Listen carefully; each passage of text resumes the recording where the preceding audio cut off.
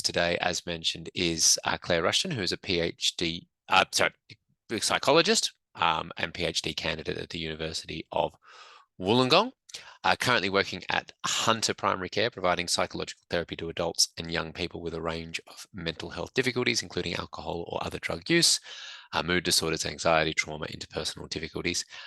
Her PhD is investigating the experiences of people who are affected by a relative, friend, or loved one's alcohol or other drug use, and how to effectively address their needs through the intersection of research and clinical practice. Before I go on, I was talking to Claire earlier that a website that I enjoy that usually focuses on politics and sport did a whole article about this a year or two ago, and I think it just shows how interested and how much interest there is in this sphere, and certainly I think this will be very interesting for people out there. We often see people who often family members come along with their own concerns or want to speak to people, and obviously it affects those around them as much as the person involved sometimes. So without any further ado, I hand it over to Claire. Thanks so much for the introduction, Chris. I'll just share my screen. You can see that okay? Beautiful. Great. And thank you to the whole DARIA team as well for inviting me on. I'm really looking forward to the opportunity today to talk about, as Chris said, what is a really important and I think up to this point quite neglected topic. So as Chris introduced, I'm going to be talking about the experiences of families who are affected by another's drug or alcohol use and an overview of treatment. So before we start, I'd just like to acknowledge the traditional custodians of the lands that we're all meeting on today. And I'd like to pay my respects to elders past and present and extend my respect to any Aboriginal or Torres Strait Islander people who are here today. So I'm zooming in today from beautiful Newcastle, which you can see that picture I put up there. And this is the traditional country of the Awabakal and Worimi peoples. So I also want to acknowledge the people who have lived experience in mental health and in alcohol and other drug issues. And I really, just before we kick off, want to recognise their contribution to alcohol and drug research and practice. And specifically, I'd really like to acknowledge the contributions of the family and friends and loved ones with lived experience who I've had the privilege of working with throughout my own practice and my research. So a little bit about me, just following up from Chris's introduction. So my name's Claire. I'm a registered psychologist, completing my clinical registrar at the moment, and I'm working at a not-for-profit primary care clinic in Newcastle. As part of my work, I get to work with people all across the age range with lots of different presentations. But interestingly, through my work, I've really found that the majority of people I work with either have difficulties with their own alcohol or drug use or a loved one's. And this is a real theme that's become really apparent to me and has kind of made me think a little bit more about how we can actually help these people at the ground level. So I'm also completing a PhD at the University of Wollongong, and my research is doing just that. So looking into people who were affected by a loved one's drug or alcohol use, and that's what I'll be talking to you about today, is what I've been kind of finding out so far. So here's a bit of an overview of today's presentation. So to kick off with, we'll talk a little bit about the impact on families. We'll talk a little bit more about kind of who they are, how they're affected. And then I'll be speaking about the different treatments that actually exist for families. And alongside kind of talking about those treatments, we'll be talking about the different theories that each treatment has actually been developed from and doing a bit of a timeline to try and understand what has been there for families in the past. So the next thing I'll be doing is then sharing the results of a study that we conducted, which looked at the effectiveness of these treatments for families. And then finally, we'll get to really hone in on just one specific treatment for families. And I'll share the results of a pilot study that we recently conducted. We might kind of pause along the way at the end of each of these sections, so feel free to ask any questions there. We'll write them down and ask at the end.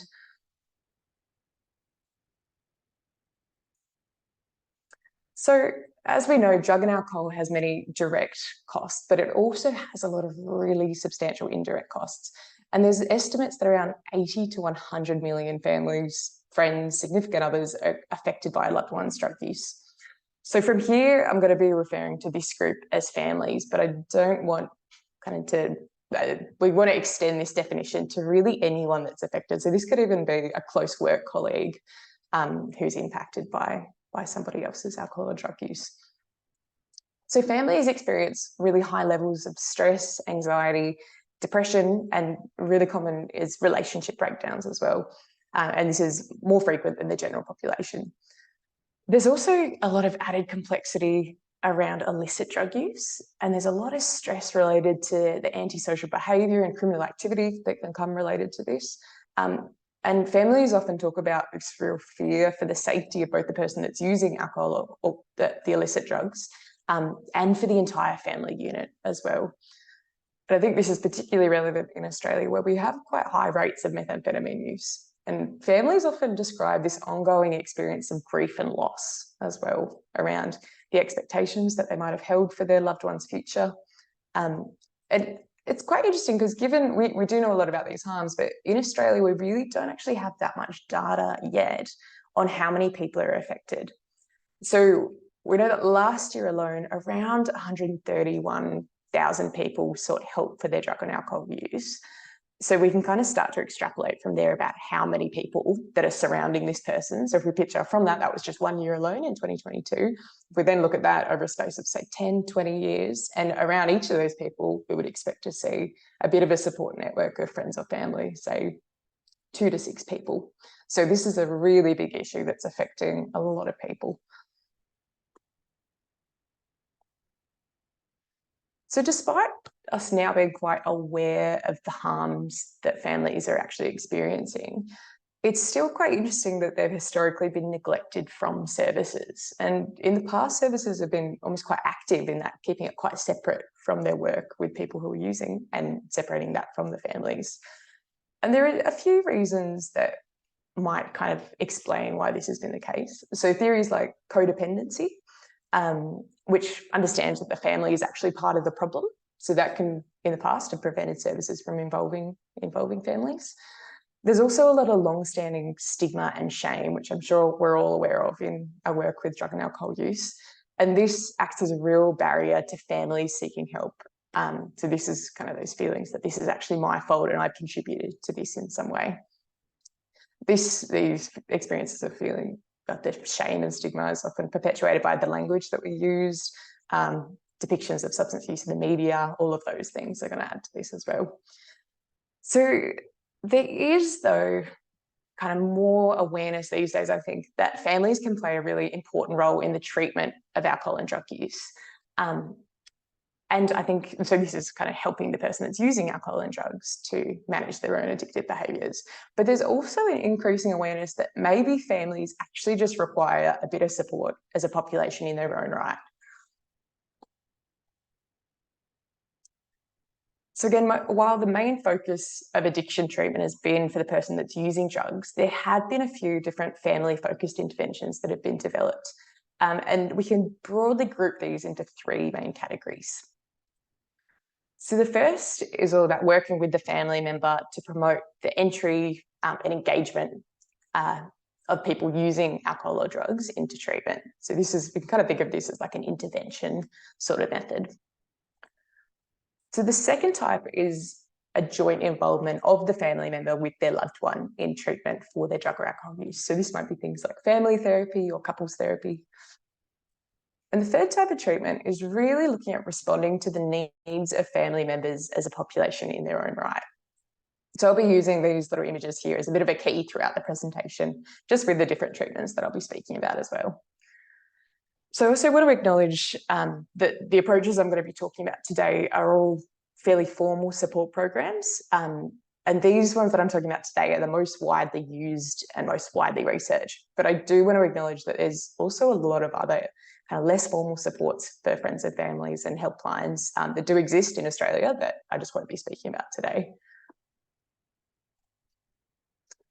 Okay, so we're finished up on the background and we're going to be jumping into looking at, we'll do a bit of a timeline of the different treatments that exist for families, and we'll make a bit of a link to the theory.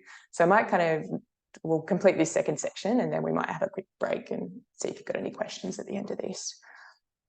So when I'm kind of talking about the link to theory as well, a theory is really just a set of ideas that explain a phenomenon or a pattern of behaviour. And we'll really be looking at how the different understandings that we've had historically about addiction have actually influenced the way that families have received treatment.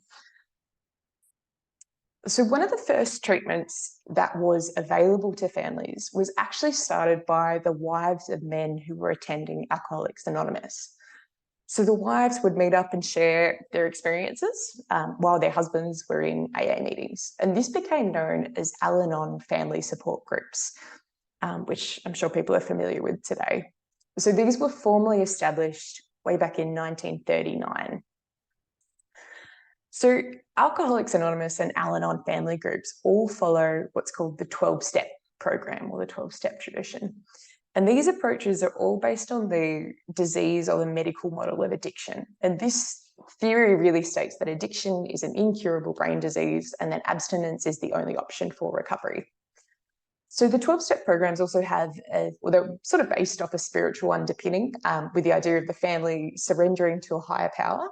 But over time, these groups have kind of been adapted. Some really still have that focus, but other groups have kind of more of a focus on just the mutual support component as well. So the 12-step family groups are called Al-Anon and Nar-Anon, Narcotics Anonymous. And in these programs, families are really taught that their loved ones have to hit this idea of rock bottom before seeking help. And that pretty much that the family are powerless over their alcohol and drug use. So the 12-step approaches are one of the most widely used treatments for families. I think they are the most widely used treatment for families actually around the world. And the groups are run, all over the world today. So in Australia, I think there are currently over, quite a bit over 300 groups being run, and of them, 100 are online. And the switch to online was all kind of done, I think, with a lot of these programs during COVID, and a lot of that transition was done quite organically from the groups themselves. So the idea behind the anonymity is a really kind of important part of the Al-Anon groups as well. And the idea there is that it helps to reduce stigma. And we know that stigma is a really big barrier to seeking help, particularly for families as well. However, the emphasis on anonymity, I guess the flip side of that is that it's really limited the amount of research that's been able to be done in this area. So this is a quote that I found that really stood out to me. I might just read it out, actually. So this is from Lois, who was the wife who started the family groups. So when I'm kind of reading this, just have a bit of a think about, I guess this was in 1935, so quite a while ago, but I think there are a few parts in this that still very much resonate with people today. So one Sunday, Bill asked me if I was ready to go to the meeting with him. To my astonishment, as well as his, I burst forth with, "Damn your old meetings," and threw a shoe as hard as I could. This surprising display of temper over nothing pulled me up short and made me start to analyse my own attitudes. By degrees, I saw that I had been wallowing in self-pity, that I resented the fact that I was left alone while he was off somewhere, scouting up new drunks or working with old ones. I felt on the outside of a very tight little clique of alcoholics that no mere wife could enter. My life's purpose of sobering up Bill, which made me feel desperately needed, had vanished. I decided to strive for my own spiritual growth. So I think this really sums up a lot of those ideas that the group was founded on. I think the idea there where she speaks about the self-blame and her role in her husband's addiction, and saying that sobering up Bill had been her life's purpose. I think that really also speaks to the neglect for self-care that we see a lot in families as well. And that's one of the key kind of elements that I'll be talking a bit more about for the interventions that exist today. So the next treatment I want to talk about are the intervention type models. So this is, one of these is called the Johnston model. And this really works with the family to help them call it stage an intervention or a confrontation with the person who's using drugs. So the goal of this intervention is all about encouraging or persuading the person using substances into treatment. So the Johnston intervention is also based on the medical or the disease model of addiction, but these interventions really challenge that one idea of the 12-step programs that somebody has to hit rock bottom before starting their journey of recovery. So the idea behind these treatments is that by confronting their loved one through the steps of the drugs and intervention, the family tries to bring that rock bottom up to them and move them out of this stage of denial before kind of that damage of hitting rock bottom can actually occur. So you can see here the 7 components. So you kind of develop your intervention team, you go through a planning phase on how you're going to approach your loved one. The focus is on care, their drug use only, and is based on kind of evidence of things that the damage that has been caused by their addictive behaviour, and looking at treatment as the goal. So as you can kind of imagine, this is also quite a confrontational model, and because of that, it is quite controversial, and there's concerns that this also reinforces a lot of that shame that people that are using drugs already experience. So kind of moving along to the 1990s, the next treatment that I want to speak about is called CRAFT. So that stands for Community Reinforcement and Family Training. So CRAFT was a little later on after those other interventions were developed. And this was all about originally designed to target people who were kind of considered treatment resistant. So people who really just refused to get help for their drug or alcohol use.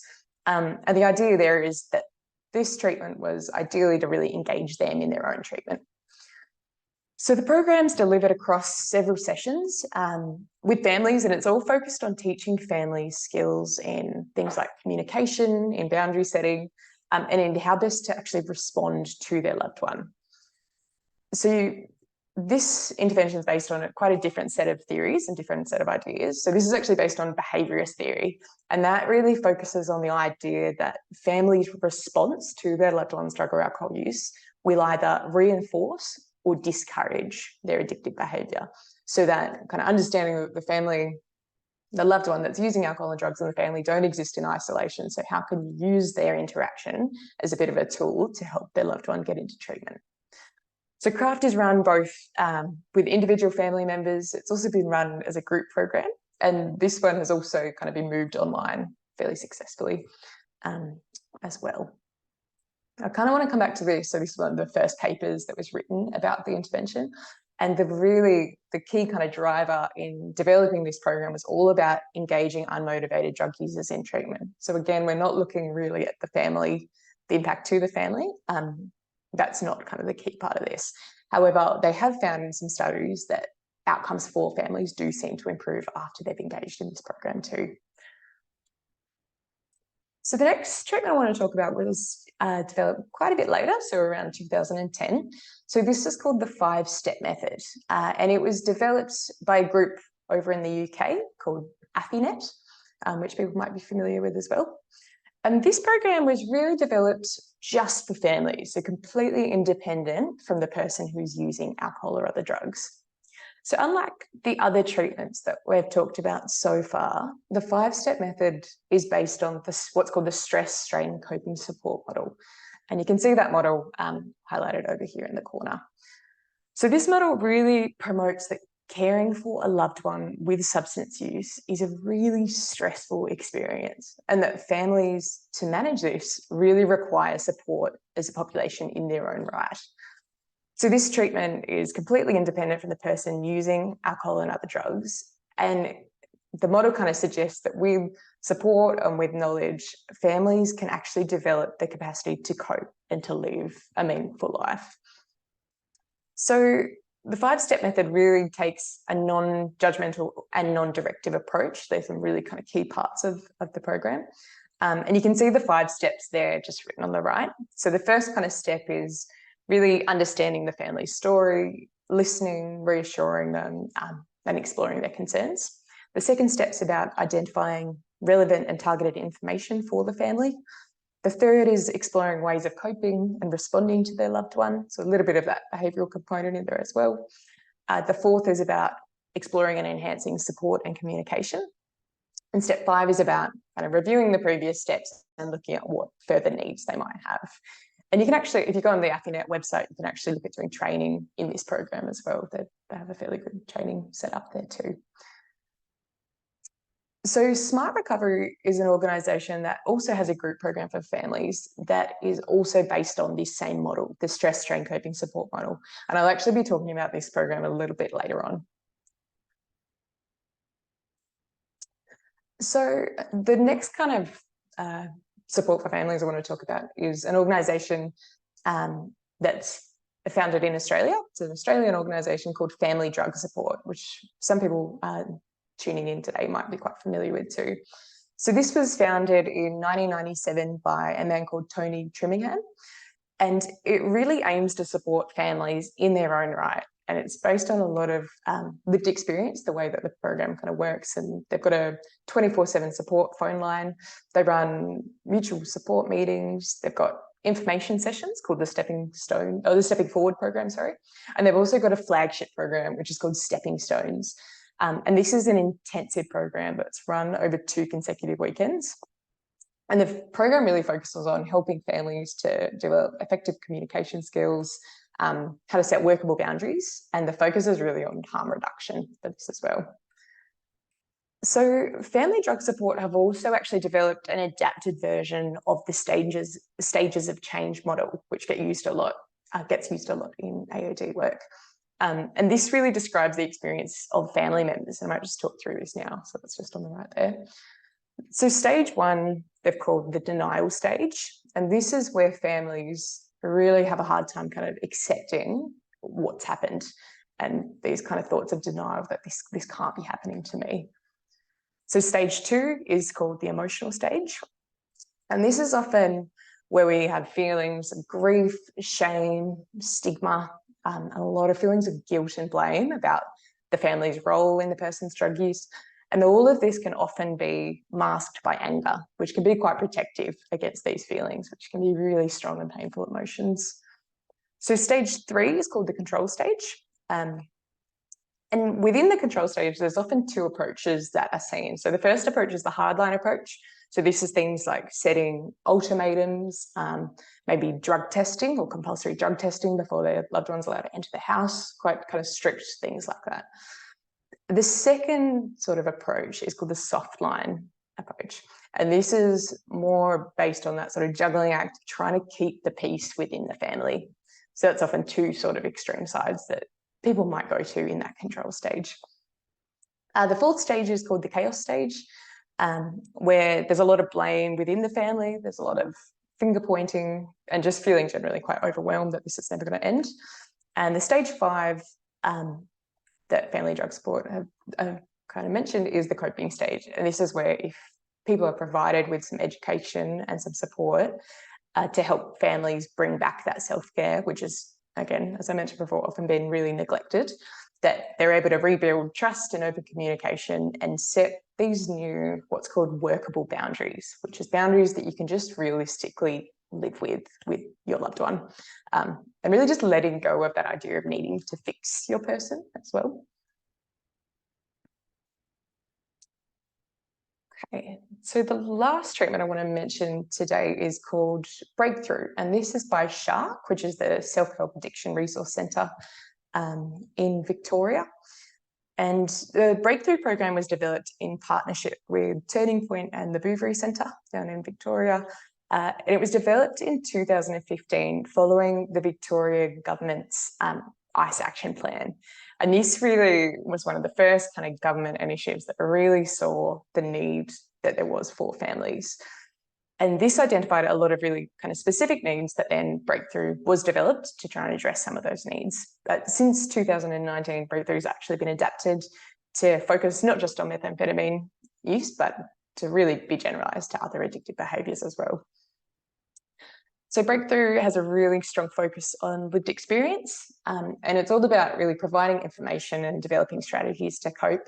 And similar to Family Drug Support as well, just trying to understand that it's not your responsibility to fix the person, looking at really what is in your control and what is not in your control to do anything about.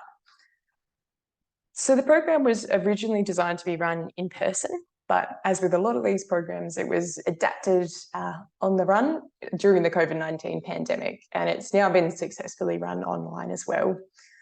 So there's actually a qualitative study of the program that was published earlier this year that if you're interested, yeah, feel free to check it out. I've just put the screenshot of the abstract up here on the slides.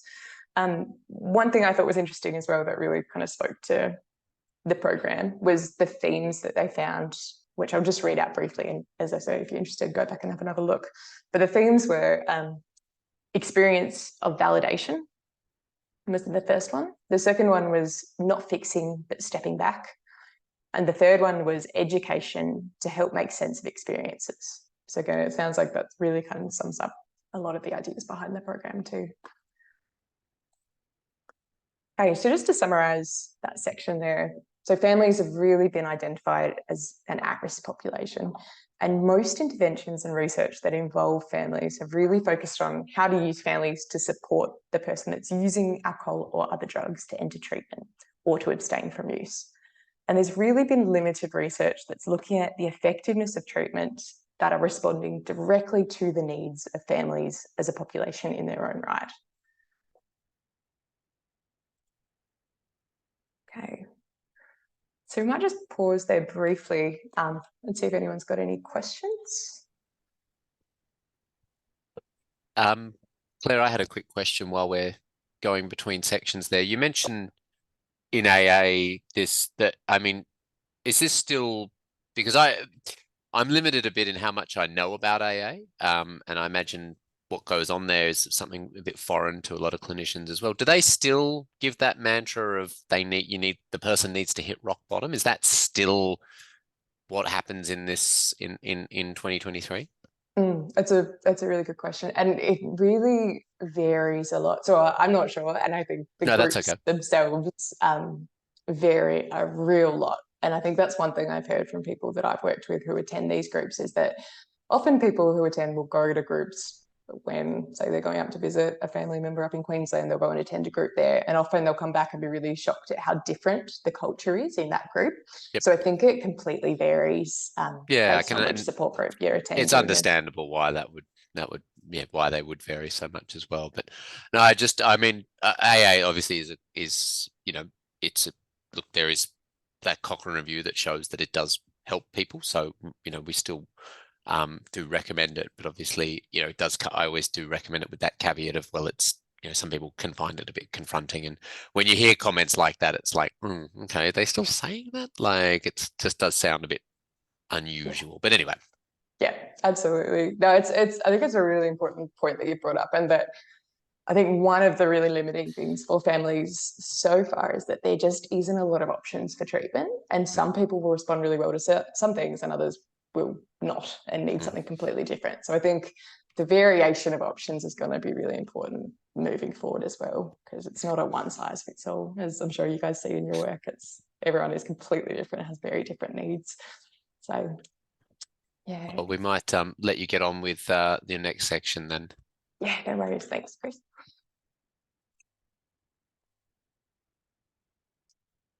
So now I'm going to be presenting the findings of a systematic review and meta-analysis that we conducted over the last couple of years. And this review really looks at the effectiveness of psychosocial interventions for improving outcomes for families. So the aims of the study were to synthesize the literature evaluating the effectiveness of psychosocial interventions. And the outcomes we were really looking at included depression, anxiety, distress, quality of life, general family functioning, and measures of coping as well. So just as a bit of a refresher, in case you're not familiar, a systematic review is pretty much just a big search of all the peer-reviewed published papers to find all the studies that answer a certain research question. So in our case, the question was, how effective are treatments for families? So the review followed what's called the PRISMA guidelines, and this is just a standardised set of rules pretty much that follow best practice of how to conduct a systematic review. So we then developed a search strategy, which is what we plugged into these databases, and we used 3 different groups of search terms. So we used terms like family, substance use, and treatment were kind of our 3 categories. We searched 5 different electronic databases for all the studies that were published between 2010 and 2020. So this is called a PRISMA flow diagram, and it gives you a good kind of overview of the review process. So at the top here, this is where we first search those databases. And this is the process of narrowing down those studies to find what was relevant, where we get to our final studies at the bottom. So once we'd run that big database search, we had 4,450 studies. Of those, 126 seemed fairly relevant, so we went through the abstracts, and then of those, we found that 19 papers really answered our question. So these 19 papers were included in our final paper. And then of those 19, we found that 10 studies we were able to combine for meta-analysis. And that just means combining all the numbers from the results section to give a more powerful result. So the analyses were run for studies with the same design and outcome measures and similar timing of when the outcomes were assessed as well. So here's a bit of an overview of the results. So of those 19 studies that we included, 11 of them were randomized controlled trials and 8 were pre-post designs. And the majority of these studies were conducted in the US, followed by Iran. And there was only one study that was done in Australia for that time period that we searched. So the majority of participants were Caucasian females whose significant other was using alcohol or other drugs. So 7 of the studies assessed group programs and 11 of the studies were assessing programs delivered in a one-on-one setting. And 3 of these were run online. And the majority of, so you can see the breakdown of the treatment type here. So these are the treatments that we just kind of went through. So most of them were looking at, well, the majority were looking at craft, followed by 12-step programs, the 5-step method, and then there was quite a few looking at other types of programs as well. So of the outcomes that were assessed by each of the studies, we found that the most frequently assessed measures were depression, distress, and coping, followed by family functioning and anxiety. And interestingly, only 2 studies looked at quality of life, physical health measures, and substance use of the family member themselves. So now these are some of the meta-analysis results. So for the treatments that were delivered to the group setting, we found reductions in depression, distress, and coping, which is really promising, or increases in coping, sorry. And for individually delivered treatment, so this was in that one-on-one setting, we found that for the randomized controlled trials, we saw that there was a reduction in depression and distress. And for the pre-post studies, we also found a reduction in distress, an increase in family functioning, and improvement in coping as well. So in the right here, I've just included, this is what a forest plot looks like, and this is how the data gets spat out. But in the interest of time, I won't go into this now. So as I spoke about before, all these different treatments are based on, a lot of them are based on very different theoretical underpinnings. So we talked about craft, which was originally developed to encourage the person using substances into treatment, compared to the 5-step method, which is all about that stress strain coping support model. But interestingly, despite these differences, there are a few common elements that we saw across all of these treatments. So there was a real emphasis on providing families with education, support, coping skills, and also promoting these behaviour changes and effective communication as well. There was also a real kind of emphasis on the importance of self-care, and mutual support and collective problem solving was also another big theme that we saw in those group interventions. So this is really interesting. I think this is something that I think Chris was touching on there, that these studies have found that even though there's a lot of variation between them, there's something that's going on underneath that people are still finding a lot of benefits from attending these programs. So we also saw several limitations with these studies, and we really need to take these limitations into account while we're interpreting the results that I've just presented. So risk of bias assessments are another step in the process of doing a systematic review. And this is really where 2 researchers will go through and assess each study on a number of criteria. So this might be like how participants were selected or how the researchers manage missing data or something like that. So we saw that 9 of the studies were given a high risk of bias rating, and 10 of them were given a moderate risk of bias rating. We also saw that there were fairly small sample sizes and quite high dropout rates across treatments as well. And we also saw that there was fairly limited representation. So a lot of, again, middle-class Caucasian females, which, again, while that's kind of limited representation, it is still quite consistent with what we see as far as the overrepresentation of women as caregivers around the world. So the measures that we used were also quite inconsistent. So when I say that, I'm really referring to, say, they were measuring depression. Some might have used the DASS, the depression subscale of the DASS, and others might have used the Beck depression scale and then something else. So this just makes it a little bit harder to compare results when we're using kind of different questions in a questionnaire as well. There were also fairly short follow-up assessments, and this makes it quite hard to know whether the improvements that families had were actually maintained over a long period of time, or whether they actually went back to usual functioning after a couple of months following the end of the treatment. Interestingly as well, none of the studies measured families' physical health, and only one study measured the family's own substance use. So given, I think as we know, stressful life circumstances are going to increase people's vulnerability to using alcohol or drugs themselves, I think it's going to be important to think about the impact that just being in this constant state of stress is going to have on families' own drug and alcohol use. And I think, yeah, that's something that we see a lot in clinical practice as well, is that, yeah, that is one of those vulnerabilities. So just to conclude, this review really gives a summary of the recent literature that's looking at treatment outcomes for families in their own right. And we found that both individual and group treatments really demonstrated favourable outcomes for families. So that's really promising finding to see. But from the limitations, there's also a lot of room for more studies to be done in this area, particularly more high quality research with larger sample sizes and more consistent measurements. And also there's longer follow-up periods as well. That's going to be quite important in the future. Okay. So we might press on and I'll finish up with the final section, and then maybe we can have time for questions at the end. So we're presenting the results now of a study that we did that looked at SMART Family and Friends, which is the feasibility of an intervention for Australian families who are affected by another's methamphetamine use. So I'd like to acknowledge all the members of the research team who are involved in various stages throughout this trial. And the study was actually funded by NCRED, so it's great to have the opportunity to speak about this today. So the study was also conducted in partnership with Smart Recovery. So the Smart Family and Friends program was developed by Smart Recovery in 2009 as a treatment program to support families independent of their loved ones' drug their loved one. So the program is based on cognitive behaviour therapy principles, and it was later adapted to align with the stress strain coping support model.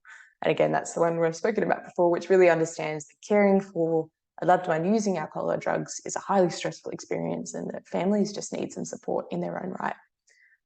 So the goal of the program is to equip families with a toolkit of coping skills, and there's a real focus on harm reduction as well. And it was designed to be delivered over 8 distinct modules. So you can see on the right here.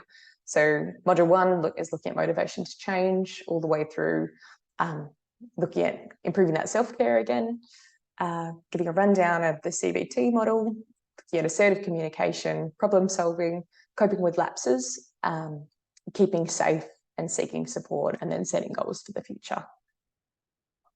So this trial was actually conducted during the pandemic. So it had to be moved last minute to a video conferencing format. So the aims of the study were to assess the feasibility and outcomes of the Smart Family and Friends group delivered via video conferencing. So the study that we ran was a pre-post feasibility study, which used a mixed methods design. And this just means that we use both quantitative and qualitative measures to assess the program. So participants were self-selected convenience sample who were recruited online through the Smart Recovery Australia website between March and October in 2021. So to be eligible to participate, participants had to be English-speaking Australian residents who were affected by someone's methamphetamine use. They also had to be aged 18 years or older, and they had to be able to participate in the online format.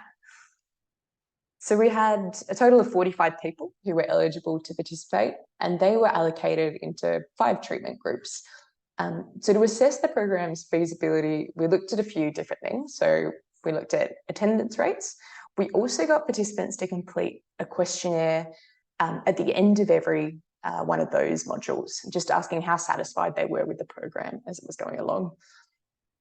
We also completed phone interviews after the program, which was where we just got to sit down and ask participants about their experience quite broadly, and how they found the online format and other aspects of the program too. And then we got participants to also fill out some questionnaires before and after the group, just to see if there was any change in those following their participation. And these measures looked at psychological distress, so we used the K10. We measured quality of life, and we measured family functioning as well. So looking at, also we used a measure that was actually developed by the AFINET crew over in the UK. And it's called the Family Member Questionnaire. It looks at measuring elements of that stress strain coping support model. So here are the results from that study. So the majority of participants identified as females over 50, and were the parents of an adult child who was using methamphetamine. I think this was a really interesting and fairly shocking statistic too, was that the average duration of their loved one's drug use was 11.6 years. And for a lot of these people, this was the family members, it was the first instance of them getting help in their own right. So these people are enduring a lot of stress for a really drawn out period of time too.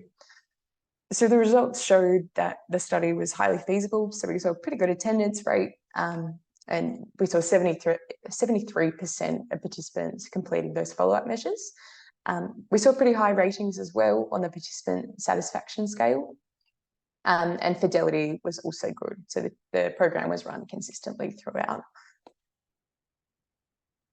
So here are the results from the survey that participants completed before and again after the program. So we saw some really positive findings here, actually. We saw statistically significant reductions in psychological distress, in stress symptoms, also a reduction in family member impact, and that really is just measuring the kind of day-to-day impact of living with somebody who's using drugs in the home. There's also a significant reduction in total family burden and increases in coping as well after the program. So this is really, really promising. So we also found a few themes in the phone interviews that we conducted after the program. So I'll just give you a bit of a summary of these now over the next few slides. So the first one that I want to note is that participants reported that the mutual support component really helped to reduce feelings of isolation. So here's a quote from one of the parents, Kayla, who was involved in the program. "And just feeling supported, even though they're people I've never met and don't know what they look like, half of them, it's a very powerful thing. A big support around you that you probably until now weren't aware how important that is." So another theme was actually a criticism of the online format, and this was around the difficulty connecting with other participants. And I think this is something that I think we've all probably heard a bit of feedback from, one of the cons that came out of everything moving online during COVID. So this is a quote from Janelle, who was a significant other who was involved. "No chance for a cup of tea before or after, or just having those incidental chats with people." So the next theme I want to mention was that participants really noted the convenience of the video conference delivery. And this is what Sonia, who was a parent, said: "Because you feel comfortable in your own space." I think, again, we've all kind of had that experience of having that accessibility. So the final perspective as well was that the workbook, so as part of the program, participants were sent out a workbook as well to work through that covered kind of a bit of content for every one of those 8 modules. And a lot of people really mentioned that the workbook was really helpful both during the program to have that concrete reference point, but it was also really helpful after the program as a bit of a reminder of all the skills that they had learned along the way. So this is what Rachel said: "The handbook is good. I like having that, especially because knowing things and acting on them are 2 different things. Having something there to remind you that, you know, it's good for me." So this study really added to the literature, which demonstrates the benefits of providing treatment to families independent of the person using alcohol or other drugs. And this is really important because we know that there is a lot of burden and stress that families are carrying, and there's really limited options at the moment for evidence-based treatments. So this was a small feasibility study, and it's going to be, and while these results were really promising, it's going to be important for future research to look at the effectiveness of programs with a bigger randomized control trial down the track. But I think these findings really reinforce that there are a lot of ongoing needs for families, and it really shows just how important it is to keep providing treatment to them. Okay. So that brings us pretty much to the end. So I've got a few summary slides that I'll just go over.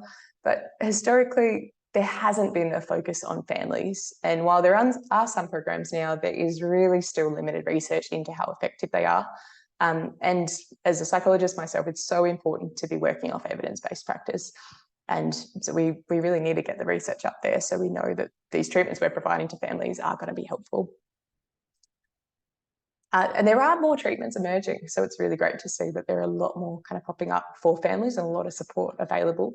But it's going to be really important to continue to look into how effective these are and getting feedback from families as well on what's working for them.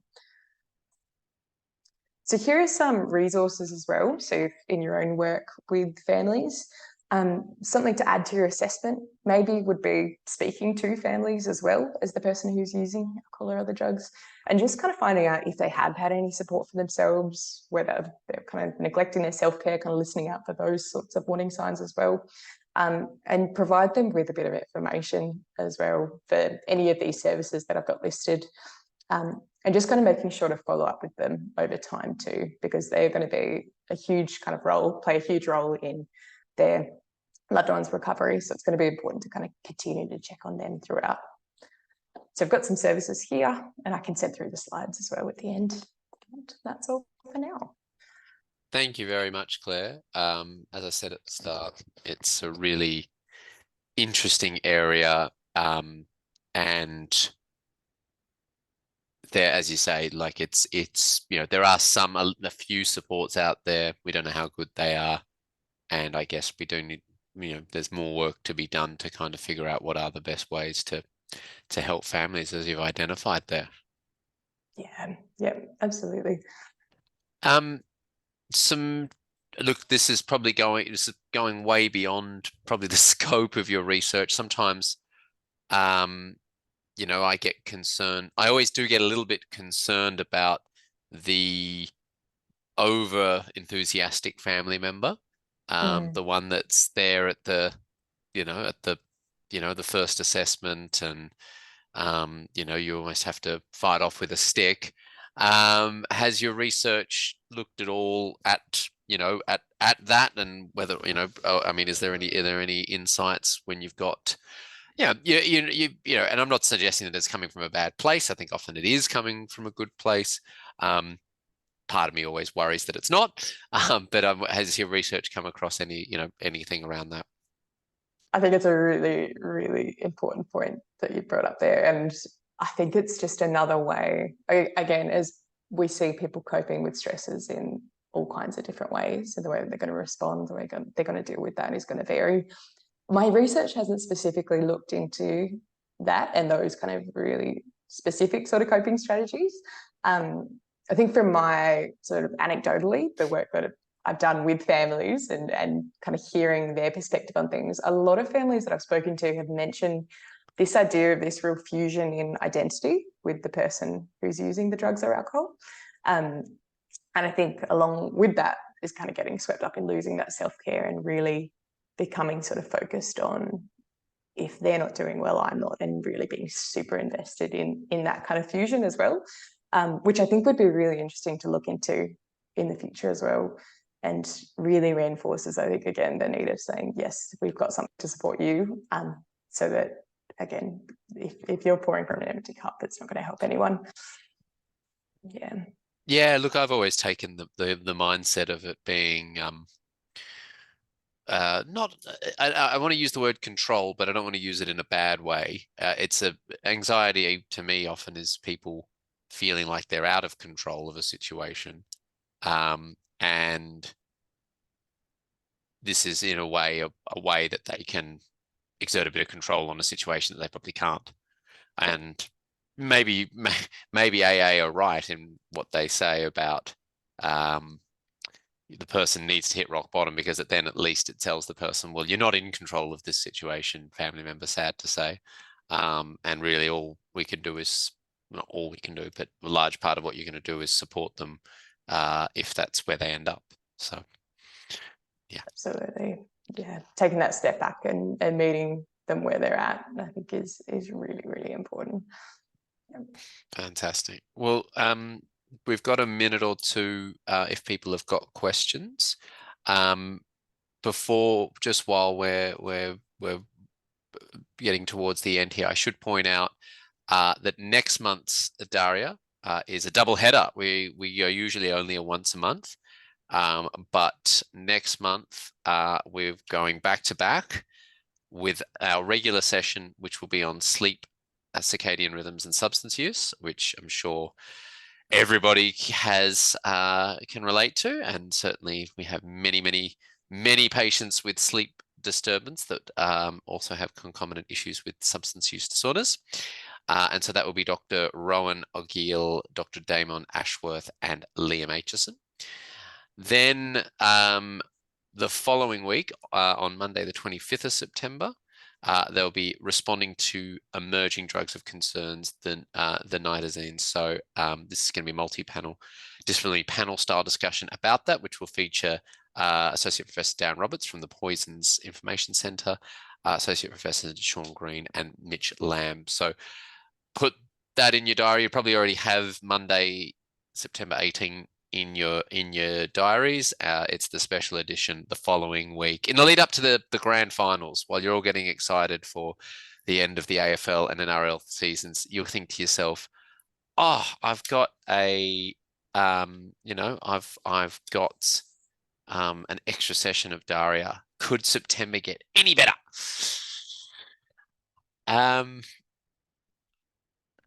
Looks like I think Claire, you've demonstrated that you are the definitive point of research in this topic. You've answered everybody's concerns, and I think given lots of good resources as well for people to go out and explore. Before we wrap up, I meant you're currently undertaking your PhD, or you finished it? Still undertaking. So Okay. I'm just about to launch my final data collection. So what we're going to be looking at doing is a big nationwide survey, just again to find out more about affected families in Australia. So keep an eye out for that. I'll be sending around some flyers and fantastic. Yeah, no, definitely plug. You've got to plug these things. And absolutely. is that run through Smart or somewhere else? No, so that'll just be through the University of Wollongong. Okay. All right, fabulous. Yeah. Well, so keep an eye out for those ads.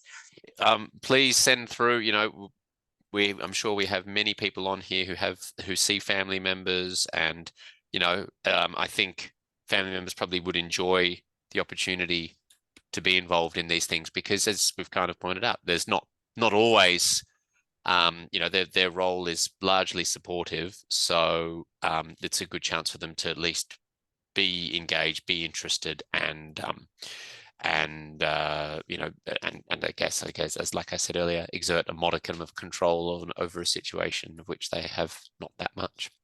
Yeah, absolutely. Thanks a lot, Chris. Brilliant. We've had one question come through. Wanting to touch on Claire's mention, I think it's fantastic, especially I feel as those concerns, Chris, you raised. Claire's work addresses this. Family responses are often made because there's a lack of support for families on how to navigate a family member. And I completely agree, anonymous attendee, that it's challenging enough for patients to navigate these things. It's very hard also to navigate the family supports that are available as well. Fantastic. Well, thank you for that input. Thanks everybody for joining us. We might take a slight early mark. Thank you, Claire, for presenting, and good luck with completion of your PhD. Great. Thank you so much, everyone. Thanks a lot, Chris. Take care.